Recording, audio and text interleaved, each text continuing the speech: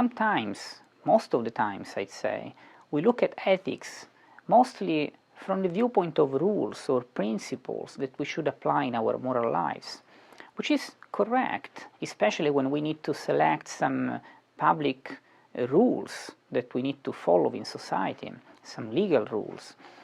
But overall, this is a very reductive and not that interesting way to look at ethics. When we look at ethics, first of all, we should look at heroes or role models. And it's interesting to focus on it this way. Have you ever thought of what makes a character in a movie really fascinating to you? When it becomes really attractive so that you would like to be in that situation yourself as a hero in that movie? Well, when that happens, it's because of a virtue, it's because of a moral quality that that character has and that you find attractive, fascinating, something you would like to do yourself, to be in that kind of life. When I was very young, like a kid in elementary school, for example, I remember that I was fascinated by Peter Parker, Spider-Man, but especially by his secret identity character. And I'm talking about the very old comic books. I don't know actually what Peter Parker would look like in contemporary comic books, but in the very first historical series, the first, I would say, 200 issues, Peter Parker was a very interesting figure, especially for kids. Well, for example, he used to be able to sacrifice himself for what was just and right to do. So the idea of self-sacrifice for a higher cause was extremely present in his personality.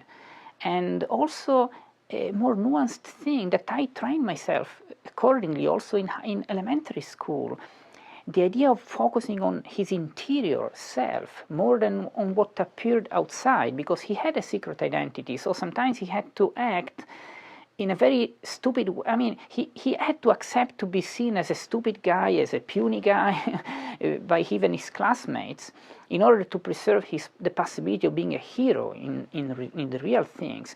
So as a kid, I was actually helped by Peter Parker to focus on the contemplation of on who I was inside, not of what just people looked from the outside. And this was important, so I had a role model, and sometimes, even as a kid, I decided to act in a certain way. For example, once I got into a fight to defend a friend of mine, and this was in elementary school. I was really young, because I thought, how would Peter react in this kind of situation? I think that many Christians can even in very highly debated, situations, in moral life, might actually figure out what's really good if they think of how Jesus would react in that context. I believe that some people, some moral theorists, sometimes don't make this experiment real in their thinking. If they did, they would say, oh yeah, sure, I mean, Jesus would never do something like that. But that's the point. Do we find Jesus attractive, exciting as a role model? If we do, that's the real focus. I mean, from this we can draw also some principles and rules in our moral code. But the first focus is on the role model, is on the hero. If we don't find in our ethical life what really turns us on in terms of heroes to follow as role models, we will never even understand why, at the end of the day, we should abide by some rules and some principles.